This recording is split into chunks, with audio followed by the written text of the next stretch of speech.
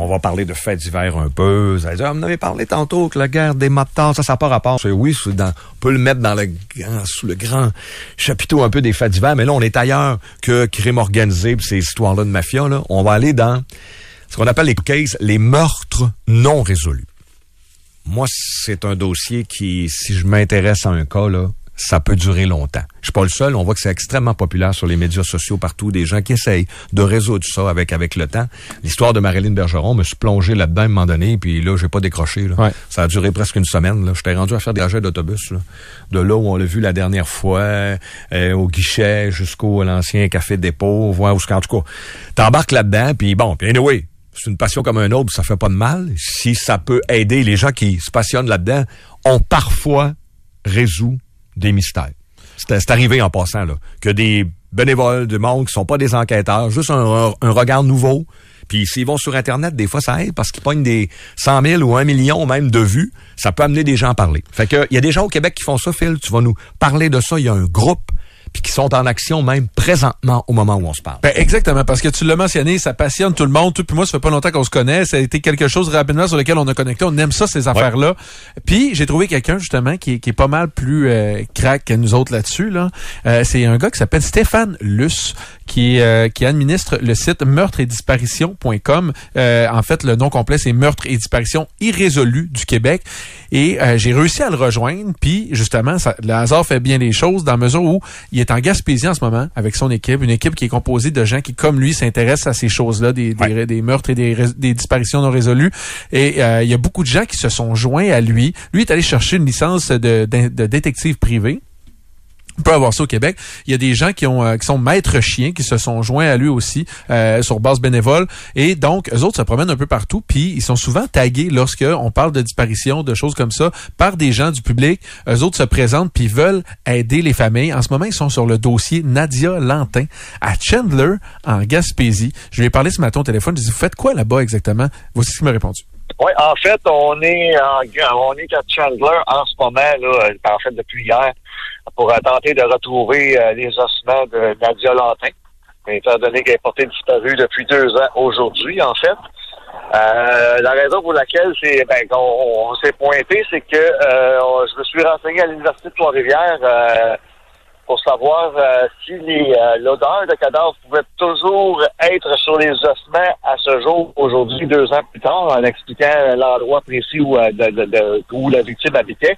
Et on m'a répondu que oui. Donc, ça valait le coup de sortir les chiens là, pour faire de la recherche. Est-ce qu'ils font ça, dis-moi, en collaboration avec les policiers? Oui. OK, fait qu'ils travaillent de concert, ça, j'aime ça, avec la police. Ils travaillent de concert, c'est l'une des priorités d'ailleurs, c'est de ne jamais nuire à une opération policière. Donc là, ils ont eu des rencontres hier avec la Sûreté du Québec. Quand j'y parlais, lui et sa gang étaient en préparation. Il allait encore une fois rencontrer la SQ, puis il repartait faire des battues avec les chiens pour une bonne partie de la journée. Donc tout ça se fait en collaboration avec les autorités. Puis là, je me suis intéressé à savoir, c'est quoi l'affaire Nadia Lantin? On n'en a pas entendu parler ici, ça s'est passé en Gaspésie.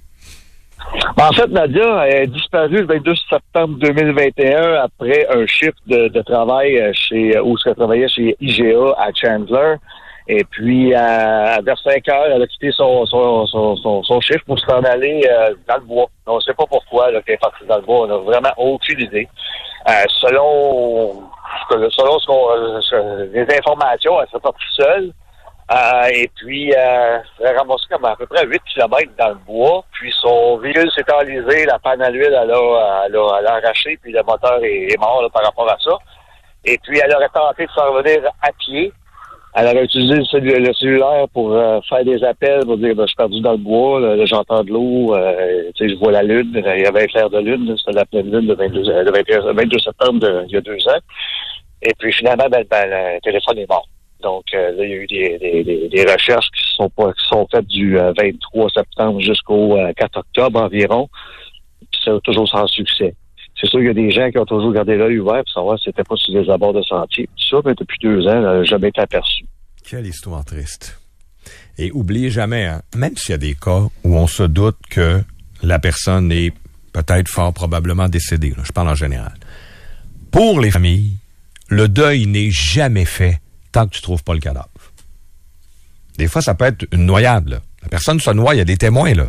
C'est clair, net et précis que la personne est décédée. J'ai déjà interrogé une famille en rapport avec ça, là. Parce qu'on avait, au fil du temps, retrouvé le corps. Et pour la famille, ça avait été une délivrance. Mais j'avais dit, ouais, mais vous le saviez, là, il y avait aucun doute. Ouais. Mais tant que t'as pas le corps, pour enterrer, pour faire la cérémonie, c'est des étapes très importantes pour faire ton deuil. C'est peut-être difficile à comprendre quand on le vit pas. Mais je comprends l'importance de, si on pense qu'elle est décédée, de retrouver le corps. Ouais. Et c'est, comme tu le dis, c'est très important pour les familles de faire appel aussi à des gens qui ont une certaine expertise. Ouais. C'est pour ça que j'ai demandé à Stéphane, à un moment donné, tu sais, c'est cool, je comprends que vous êtes des bénévoles, que vous êtes passionnés par ça. Toi puis moi, on l'est aussi, mais c'est quoi notre compétence là-dedans? Donc, c'est pour ça que c'est là qu'il m'a dit qu'il était accompagné de maîtres pisteurs, de chiens pisteurs avec des maîtres chiens. Chien pisteur, ça, c'est le mot que moi, j'ai employé rapidement, il m'a corrigé. En fait, c'est pas des chiens pisteurs, c'est des chiens de cadavre. Il y a une grosse différence entre les deux. Donc, la personne, on s'est grillé de beaucoup de bénévoles avec le temps, depuis les 6 ans qu'on existe. Puis, dans ces bénévoles-là, se trouvaient des maîtres chiens qui font beaucoup d'exercices réguliers là, avec leurs chiens, environ 300 heures de pratique par année environ. Là. Et puis, c'est ça. Donc, on est toujours en train de faire de la pratique comme ça. Puis là, avec le temps, à chaque fois qu'il y a une disparition quand même assez récente, mais les gens commencent à nous taguer sur les réseaux sociaux pour qu'on aide les familles, puis veut pas, ben là, les familles commencent à communiquer avec nous assez activement. Puis là, ben, on n'est pas capable de dire non, finalement. Fait que si on peut le faire, ben, on le fait là. On a fait une levée de fonds. On a réussi à ramasser quelques sous là, pour pouvoir se déplacer, parce qu'on est quand même 8 ici, avec 3 maîtres chiens et puis 4 chiens détecteurs de cadavres. OK. Fait que, donc, ils ont les gens qui sont là, c'est pas n'importe qui. Il y a des bénévoles, mais il y a tout un processus, puis en respect également, puis en collaboration avec l'enquête policière, parce que tu le dis, des fois, on se souvient ce qui s'est passé, là, le drame à Saint-Apo, là, quand des gens bénévoles ou bien intentionnés, là, je veux pas juger, ont commencé à rechercher les enfants, selon plusieurs experts et policiers, on l'a vu à l'enquête là, du coroner, ouais, c'est ça, qu'ils ont probablement plus nuit que d'autres choses en voulant bien faire. Fait qu'il faut que ça soit fait dans le respect des enquêtes. Dans le respect des enquêtes. Puis, tu sais, à un moment donné, cet amour-là, je reviens à ça, cette passion-là pour ce genre d'histoire-là, les meurtres, les disparitions irrésolues, quand même bien que ça fascine, c'est pas tout le monde qui a le goût de s'impliquer là-dedans. Puis j'ai demandé pourquoi à Stéphane Luce, pourquoi lui, il tenait autant à s'impliquer dans ce genre de choses-là, puis à donner de son temps. Tu sais, s'en va en Gaspésie, c'est un gars qui reste pas pantoute dans ce coin-là. Là, je pense que c'est un gars de l'Estrie ou de quoi de même. Et puis il me disait qu'il était motivé par quelque chose qui s'est produit dans sa vie il y a plusieurs années. Lui, il retire pas aucune scène de ça. Il fait pas d'argent avec ça. C'est vraiment en raison de son histoire personnelle. La raison pour laquelle j'ai fondé ça, c'est que ma mère a été assassinée le 1er avril 1981 à Longueuil. C'était un meurtre irrésolu, toujours à ce jour. Et puis, avec les réponses que j'obtenais des autorités, puis je trouvais que c'était pas adéquat. Donc, je me suis joint à un moment donné à la SPAD, à l'Association des familles des personnes assassinées ou disparues. J'étais administrateur pendant 8 ans.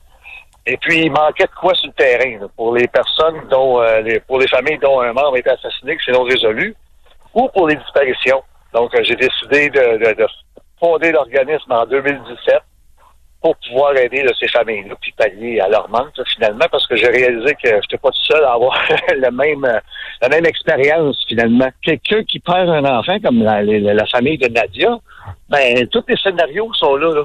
Même qu'il y a des mots qui courent, il y a des gens qui sont accusés, c'est triste parce que ça change la vie de bien du monde. Mm-hmm. Donc, nous autres, on essaie de faire la lumière là-dessus, puis ça donne un peu d'espoir aux familles, puis ça en prend de l'espoir pour continuer à avancer, là.